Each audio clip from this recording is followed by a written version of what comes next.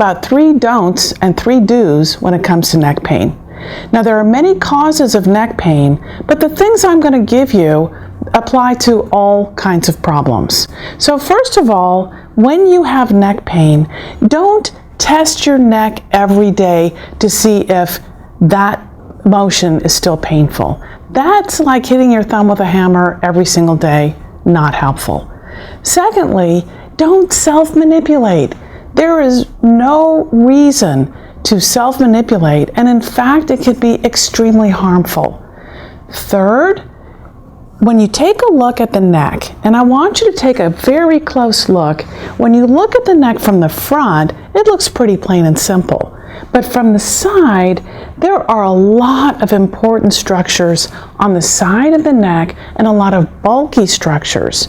So the third don't is don't side bend.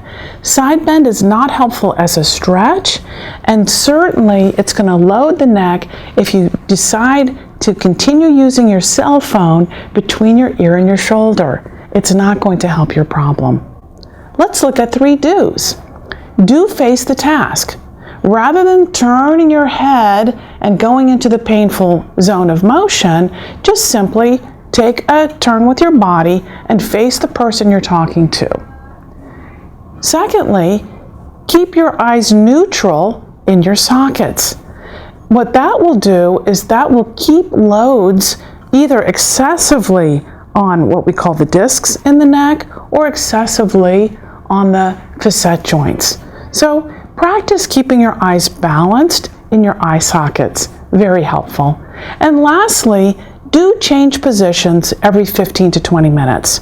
What we see is that whether we're sitting or standing, at work or resting on the couch, prolonged positions tend to really load the neck structures. So I hope this has been helpful. And then for treatment of your neck, find an IAOM certified therapist who can help you specifically target the pain generators and successfully get through your problem.